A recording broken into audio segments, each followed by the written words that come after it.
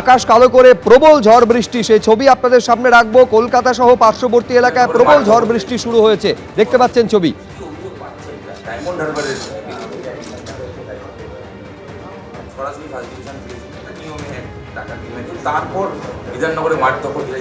কলকাতা সহ আশপাশের এলাকায় বজ্র বিদ্যুৎ সহ বৃষ্টির সতর্কতা, এবং ইতিমধ্যেই সেই ঝড় বৃষ্টি শুরু হয়েছে।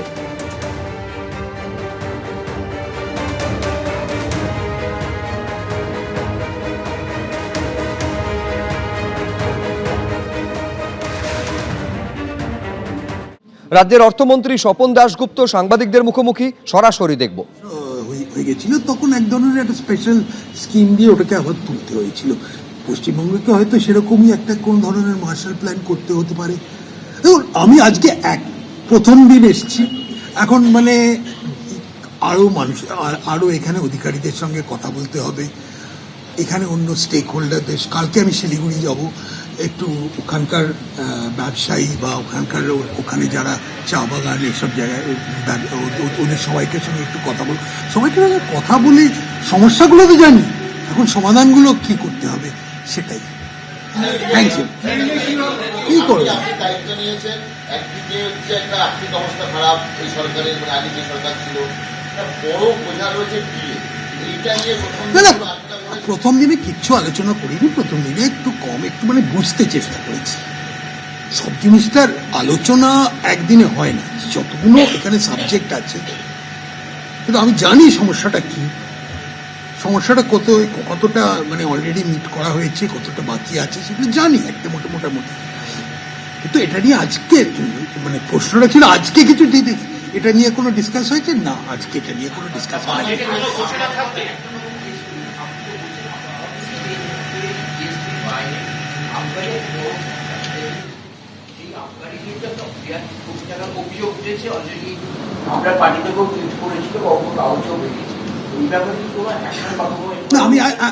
আমি এটা নিয়ে, এটা তো অ্যাকশন এখন দেখতে হবে। অন্য অনেকগুলো ডিপার্টমেন্ট ইনভলভ আছে এর মধ্যে, যাদের এগুলো নিয়ে করতে হবে। রেভিনিউ ইন্টেলিজেন্সের সঙ্গে করতে হবে, তারা যারা এখানে এগুলো দেখে। কোন জিনিসটার কথা বলছি? দেখুন, ওটা আমি এখনো দেখিনি, ফ্র্যাঙ্কলি দেখিনি।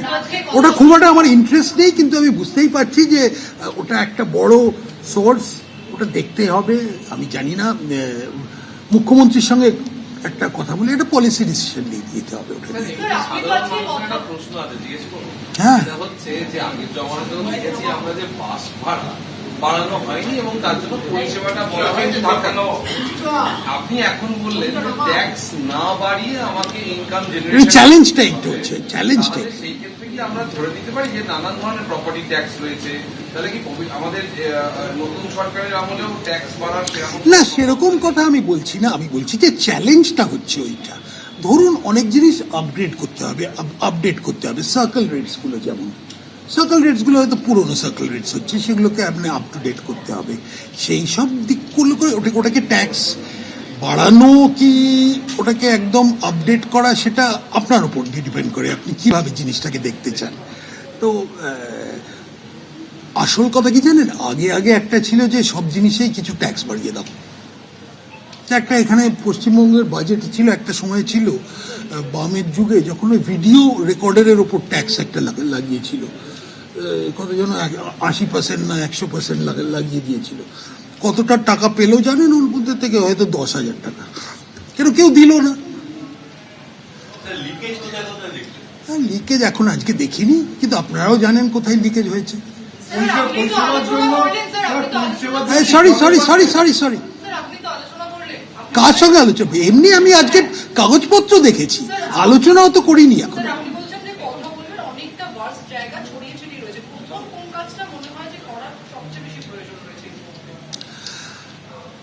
ইন্টারেস্টিং কোয়েশ্চেন এটা।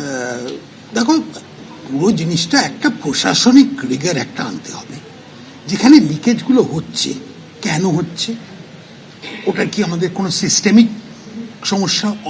একজনের সঙ্গে কথা বলেছিলাম, উনি বলেছিলেন যে আমরা যে ধরনের ই গভর্নেন্স করেছিলাম কোনো জায়গায় একটা গ্যাপ রয়ে গেছে, ওই কারণে আরও লিকেজ হচ্ছে। এগুলো দেখতে হবে। এখন সবাইকে একটা টার্গেট দিতে হবে, একটা অ্যাপ্রোচ দিতে হবে যে আমরা চাই যে ম্যাক্সিমাইজ করতে চাই রেভিনিউটাকে। ম্যাক্সিমাইজ রেভিনিউ যখন নেটটাকে বাড়ায়, মানে কাস্ট দ্য নেট ওয়াইডার, তখন ইন্ডিভিজুয়াল মানুষের ওপর অত বোঝাটা পড়ে না। সেটাই হচ্ছে অ্যাপ্রোচ আমার। মানে আমি জানি না তুমি ল্যাফার কার্ভ জিনিসটা কি, সেটা I am not a economist, আমি ইতিহাসের লোক, কিন্তু এইটুকু তো জানি যে ল্যাফার কার্ভ হচ্ছে যে ট্যাক্স বাড়িয়ে রেভিনিউ কিন্তু নেসেসারিলি বাড়ে না, ট্যাক্স অনেক সময় কমিয়ে দিলেই বাড়ে। যা আমি এমনি কোনো পরিকল্পনা নেই এখন আপাতত।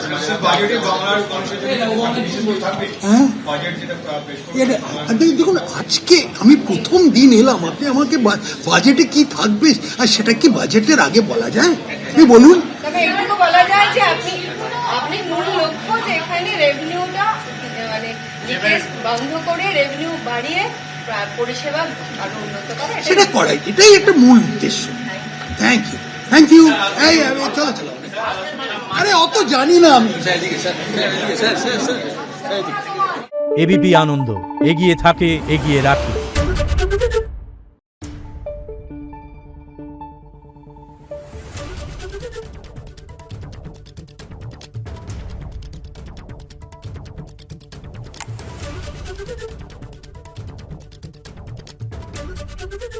আপনারা জানেন যে আজই মন্ত্রিসভার যারা দফতর বন্টন হয়েছে তার মধ্যে যাকে যাকে দায়িত্ব দেওয়া হয়েছে তার মধ্যে অন্যতম অর্থমন্ত্রী হিসাবে দায়িত্ব পেয়েছেন স্বপন দাশগুপ্ত। এছাড়া দায়িত্বের তালিকায় যারা যারা রয়েছেন, শিল্পমন্ত্রী তাপস রায়, স্বাস্থ্য পরিবার কল্যাণ মন্ত্রী শারদত্ত মুখোপাধ্যায়, উচ্চশিক্ষা মন্ত্রী জগন্নাথ চট্টোপাধ্যায়। কাটিয়ে দিয়েছি আমরা এবং আমাদের আগের দুটি প্রজন্ম, আমাদের পরের দুটি প্রজন্ম, এই 5টি প্রজন্ম শুধু দিল্লির সঙ্গে আমরা লড়াই করাটাকেই আমাদের রাজনৈতিক সংস্কৃতি বলে মনে করেছি। বাংলার সামনে 5 দশক পর আবার একটা সুযোগ এসেছে যে ডবল ইঞ্জিন সরকারের সুবিধা নেওয়ার। রাজনৈতিকভাবে ভিন্নতা থাকলেও দিল্লিকে বাদ দিয়ে, কেন্দ্রকে বাদ দিয়ে সরকার চালানোর মানসিকতা কখনো কেরলও দেখায়নি, তামিলনাড়ুও দেখায়নি। আমরা দেখিয়েছি, আমরা রাজ্যকে পিছিয়ে দিয়েছি এবং শিক্ষাক্ষেত্রে তার আঘাত করেছে সবচেয়ে বেশি। তো সে কারণে আমাদেরকে এই অঙ্গীভূত করা, একত্রীকরণ করা এবং সেই সঙ্গে কেন্দ্রীয় সরকারের শিক্ষানীতির প্রতিটি বিষয়কে হুবহু আমরা এখানে প্রয়োগ করব, মেনে চলব, যাতে বাংলার ছাত্রছাত্রীরা যারা উচ্চ শিক্ষার্থী হয়ে দেশের অন্য প্রান্তের সঙ্গে সঙ্গে সেই একই বেনিফিটগুলি পশ্চিমবঙ্গের মাটিতেও তারা পেতে পারে।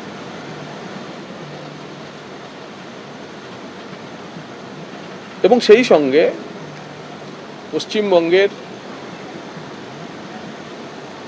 যে পশ্চিমবঙ্গ কার্যত শিক্ষাক্ষেত্রে জ্ঞান সাগর এবং গুণ সাগর হিসাবে ছিল, আমাদের লক্ষ্য ভারতীয় জনতা পার্টির এই সরকারের যে আগামী 5 বছরে শিক্ষাক্ষেত্রে পশ্চিমবঙ্গ আবার সারা ভারতবর্ষে অধিনায়কত্ব করবে, সেই জায়গায় নিয়ে যাওয়া এবং তার জন্য যা যা করণীয়, আমাদের যে কারণে আমাদের পশ্চিমবঙ্গের মানুষ এত ভোট দিয়ে নিয়ে এসছে রাষ্ট্রবাদকে সমর্থন করে, সেই রাষ্ট্রবাদের উপর আধারিত শিক্ষা ব্যবস্থাকে এগিয়ে নিয়ে গিয়ে ভারতের সঙ্গে অঙ্গীভূত করে এবং উৎকর্ষতা এবং নৈপুণ্যের চর্চা করে উচ্চশিক্ষাকে তার নির্দিষ্ট জায়গায় পৌঁছানো, বাঙালিকে উচ্চশিক্ষায় আবার প্রতিষ্ঠা দেওয়াই হবে আমাদের সরকারের একমাত্র কাজ।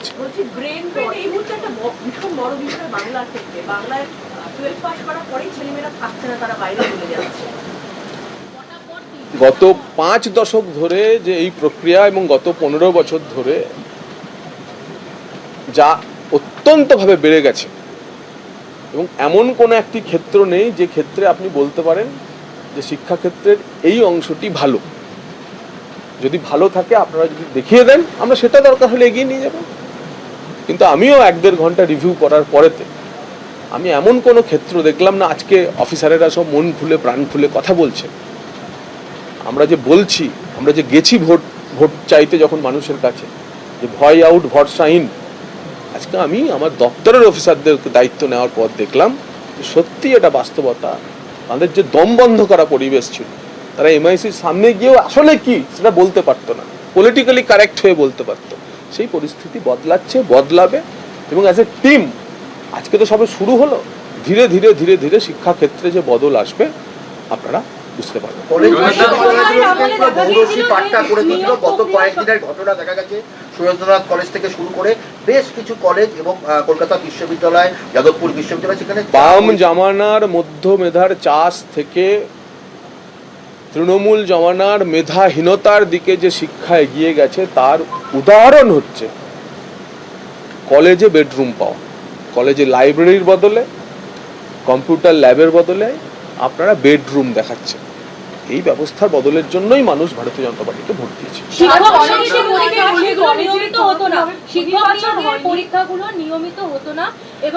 আমরা নির্বাচনে গিয়ে আমাদের মুখ্যমন্ত্রী আমাদের সংকল্পপত্রে আমরা যেটা বলেছি সেটা হচ্ছে বছর বছর এসএসসি, বছর বছর সিএসসি, বছর বছর পিএসসি, বছর বছর মিউনিসিপ্যাল সার্ভিস কমিশন, বছর বছর কোঅপারেটিভ সার্ভিস কমিশন, বছর বছর পুলিশের নিয়োগ, বছর বছর পুরসভা পঞ্চায়েতে নিয়োগ, এবং দুর্নীতিমুক্ত প্রশাসন, ঘুষমুক্ত চাকরি। নিশ্চিত থাকুন, কি উচ্চশিক্ষা, কি কারিগরি শিক্ষা, কি স্কুল শিক্ষা, নিয়োগ হবে একেবারে স্বচ্ছ এবং ঘুষমুক্ত। উচ্চশিক্ষার ক্ষেত্রে আমরা দেখেছি যে দীর্ঘদিন ভাইস চ্যান্সেলর রিক্রুটমেন্ট নিয়ে রাজ্যপাল সংঘাত চলেছে, সেক্ষেত্রে বিশ্ববিদ্যালয়ের প্রতি আপনাদের অ্যাপ্রোচ কি হবে? আর ছাত্র সংসদ নির্বাচন দীর্ঘদিন ধরে বন্ধ, কি করতে হবে? আজকে সবে শুরুর দিন, আমি আজকে নির্দিষ্ট কোনো বিষয় নিয়ে আমি বলবো না। আমি মোটা আমাদের সরকারের যে উচ্চশিক্ষা নীতি হবে, যে ডাইরেকশনে উচ্চশিক্ষাকে নিয়ে যাওয়া হবে, সে নিয়েই বলবো। আজকে কোনো নির্দিষ্ট বিষয় নিয়ে কিছু বলবো না। আজকে আমরা একটা মোটা প্রথম দিনে রিভিউ করেছি। আজকে নির্দিষ্ট কোনো বিষয় নিয়ে কোনো আমার প্রতিক্রিয়া থাকবে না। বিশ্ববিদ্যালয়ের যে স্বায়ত্ত শাসন সেটা ছিল না, সেটা দেওয়ার ক্ষেত্রে আপনারা ভূমিকা নেবেন কি? আইন বলছে সমস্ত বিশ্ববিদ্যালয় স্বায়ত্ত শাসিত হয়েই চলে এসেছে।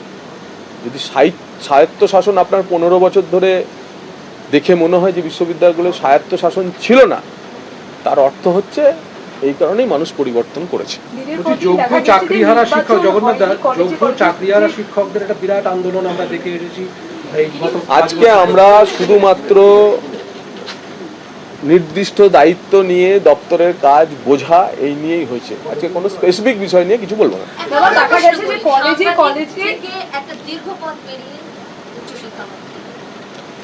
সাংবাদিকতা আমার পূর্বাশ্রমের বিষয়, আমি ভুলে গেছি। কলেজে দেখা গেছে যে বায়োমেট্রিক ইন্ট্রোডিউস করার ক্ষেত্রে আপনারা কিভাবে সেটাকে কলেজগুলোর ক্ষেত্রেও সেগুলো ইন্ট্রোডিউস করার ক্ষেত্রে কিছু চিন্তা ভাবনা করছেন? অলরেডি তো এখানে যত জায়গায় হচ্ছে, কিন্তু সরকারি অফিস হচ্ছে, কিন্তু কলেজ বা বাকি জায়গাগুলো বিশ্ববিদ্যালয় যা কিছু শুরু হবে উচ্চশিক্ষা দপ্তর থেকে শুরু হবে। আজকের বৈঠকে সিদ্ধান্ত হয়েছে সময়ে আসা, সময়ে যাওয়া, এটা উচ্চশিক্ষা দপ্তর প্রথম শুরু করবে উচ্চশিক্ষা দপ্তরের উচ্চ স্তরের অফিসারদের, তারপরে সেটা ধীরে ধীরে ধীরে ধীরে নিচে নামবে। বিষয় এমন হবে না যে কলেজের টিচাররা আগে ঢুকবে আর উচ্চশিক্ষা দপ্তরের অফিসাররা যখন খুশি ঢুকবে। তাই আগে আমি এবং আমার টিম, তারা আগে সময়ে আসা, সময়ে যাওয়ার সংস্কৃতি ফিরিয়ে আনবে বিকাশ ভবনে। এই কালচার প্রথম এখান থেকে শুরু করতে হবে, তারপর সেটা আস্তে আস্তে নিচে যাবে এবং দ্রুত যাবে। মুখ্যমন্ত্রী সবসময় দুর্নীতির বিরুদ্ধে জিরো টলারেন্স বার্তা দিচ্ছে, শিক্ষাক্ষেত্রে উচ্চশিক্ষা ক্ষেত্রে কিভাবে কার্যকর করবে? উচ্চশিক্ষার ক্ষেত্রে প্রতিটি পরতে এখানকার দুর্নীতি মানে আপনি কি বলতে চাইছেন? শুধু আর্থিক দুর্নীতি? উচ্চশিক্ষার দুর্নীতি আরো গভীরতর দুর্নীতি। এখানকার দুর্নীতি ভিন্ন ধরনের দুর্নীতি। এখানকার দুর্নীতি আমি জিজ্ঞাসাই তো করলাম, ডাইরেক্টর ইনফ্লুয়েন্স নেই এখানে বসে?